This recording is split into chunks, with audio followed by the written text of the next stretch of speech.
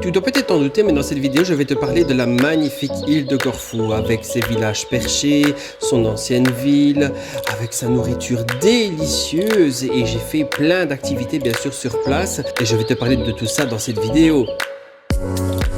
Bienvenue dans le top 10 des choses à faire à Corfou, selon moi bien sûr. Et n'oublie pas de t'abonner. En numéro 1, la ville de Corfou et sa vieille ville de style vénitien, c'est l'une des seules d'ailleurs sur les îles éoliennes. L'endroit est agréable, c'est vraiment un bonheur de s'y promener et de regarder tous les bâtiments. C'est coloré, c'est jaune, orange, ocre, ça fait un peu penser à la Côte d'Azur. Je m'y suis rendu plusieurs fois lors de mon séjour car c'est vraiment un endroit que j'ai adoré. Ne manquez surtout pas de goûter le kumquat, une spécialité locale. On y fait l'alcool kumquat et aussi le fruit kumquat qui est très sucré et délicieux. Et les fantastiques glaces de Twin Gelato qui se trouvent aussi dans la vieille ville, à ne surtout pas louper. Il y a plein de glaces à tous les goûts, un peu partout. Bien sûr, vous avez aussi un énorme choix de souvenirs pour ramener quelque chose à vos proches. Que ce soit des statuettes, de la porcelaine, des vases antiques, des statues antiques, vous avez tout ce qu'il vous faut. C'est vraiment un endroit charmant. Corfou étant une ville au bord de l'eau, c'est un plaisir de promener le long de la mer avec des vues fantastiques. Et lors du coucher du soleil, eh bien, les couleurs changent et donnent une ambiance tout à fait différente au lieu. Même sur l'ancien fort qui est réputé pour avoir pu protéger la ville de 3 sièges. Ce qui est incroyable, c'est que le soir, il y a des milliers d'oiseaux tout au-dessus de la ville qui volent et ça donne vraiment un charme particulier. C'est quelque chose que j'ai adoré. Vous avez aussi de fabuleux restaurants en bord de mer. Bref, vous l'aurez compris, Corfou, c'est un immanquable.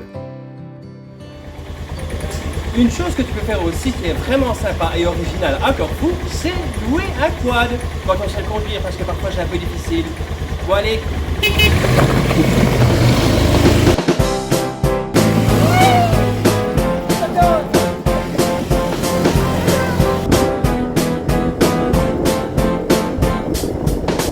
Louer un quad permet vraiment de se sentir libre, avoir la tête au vent comme ça, surtout quand il fait 39 degrés, croyez-moi que ça fait du bien. Et vous pouvez aussi accéder facilement à des chemins plus difficiles d'accès en voiture.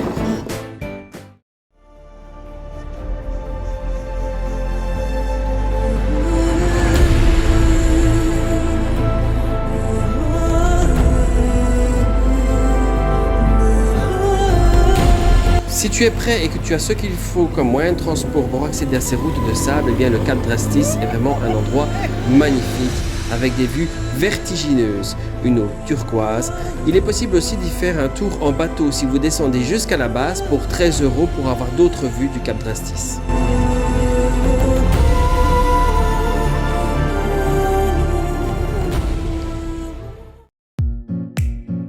En numéro 4, le village de Liapades, en flanc de colline, avec ses à peine 800 habitants. C'est un joli petit village, très calme. D'ailleurs, sur place, je n'y ai trouvé qu'un seul restaurant. Bon, j'ai pas visité le village complet non plus. Vous avez de jolies petites ruelles avec de belles maisons anciennes et d'autres plus récentes, des portes mises en peinture, des fleurs partout. D'ailleurs, c'est pour ça aussi que Corfou est surnommé l'île fleurie. Vous avez des fruits, bref, c'est un bel endroit. C'est un endroit intéressant aussi pour s'y promener si jamais il fait trop chaud parce que vous avez beaucoup de ruelles qui sont à l'ombre, donc c'est bien pratique.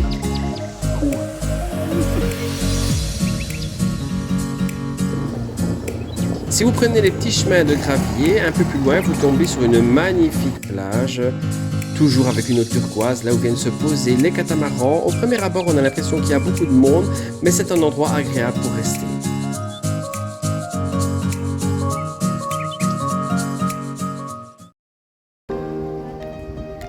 Alors, en numéro 5, Pélékas, un autre village intéressant pour se promener, un petit peu dans le même style que le premier, qui se situe aussi sur les hauteurs de Corfou. D'ailleurs, si vous montez tout en haut, il est possible d'avoir une vue fabuleuse sur toute l'île et de poser un petit cadenas porte-bonheur, pour ceux qui y croient bien sûr.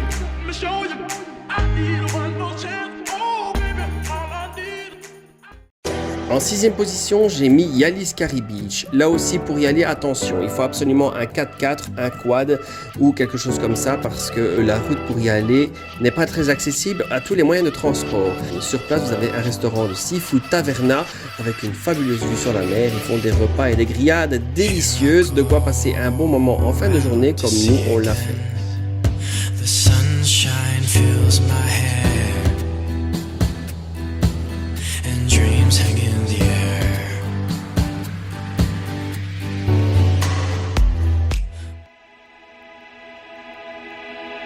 En 7e position, Angelo Castro. Alors là, préparez vos meilleures godasses parce que pour escalader là au-dessus, il faut avoir le matos nécessaire, surtout quand il fait 39 degrés. On n'en pouvait plus. Et pourtant, c'est un endroit qui en vaut vraiment la peine. Au-dessus, vous avez des ruines et une fantastique vue sur toute l'île. D'ailleurs, j'ai rarement vu une vue aussi belle.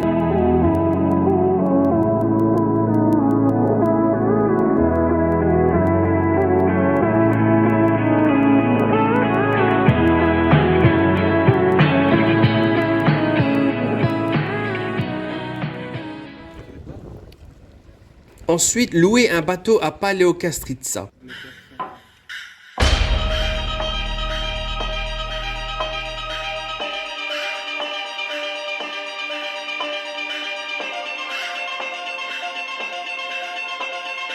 Pour 80 € la journée, tu peux profiter de ton bateau et aller un peu où tu veux, toujours plus ou moins dans la même zone, mais qui a quand même quelques kilomètres de liberté. C'est vraiment fantastique, les eaux sont turquoises, c'est vraiment un des plus bels endroits de toute l'île.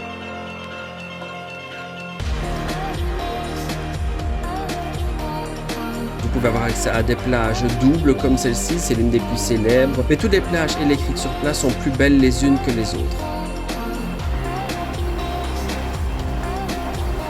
Il est même possible aussi d'aller jusqu'à ce grand rocher au milieu de la mer.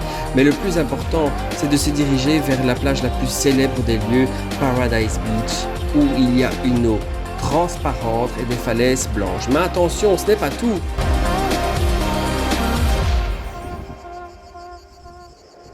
Donc une chose à faire aussi si tu viens encore fou, c'est faire du parapente, n'est-ce pas?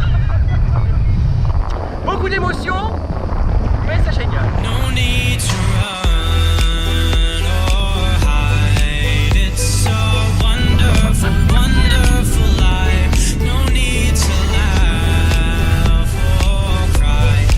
It's a wonderful, wonderful life.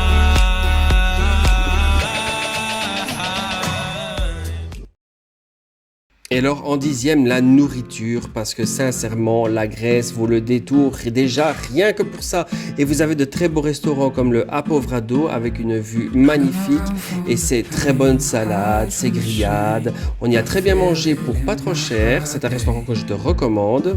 Le soir, voyez ça, les plateaux de viande délicieux, on a de quoi se faire péter la panse. Alors, le BBQ Art, ça c'est un plus petit restaurant qui se trouve à Gouvia, à 20 minutes de Corfou, où on y mange des gyros, des salades grecques et des pitas absolument délicieuses. D'ailleurs, je te recommande de demander la sauce tzatziki dans ta pita, ça lui donne aussi un goût excellent. Un autre restaurant, c'est le restaurant Antranik qui est en bord de mer et qui fait des grillades de poissons ou de fruits de mer délicieux.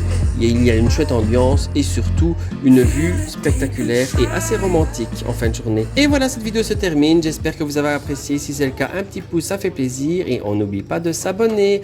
À bientôt les amis.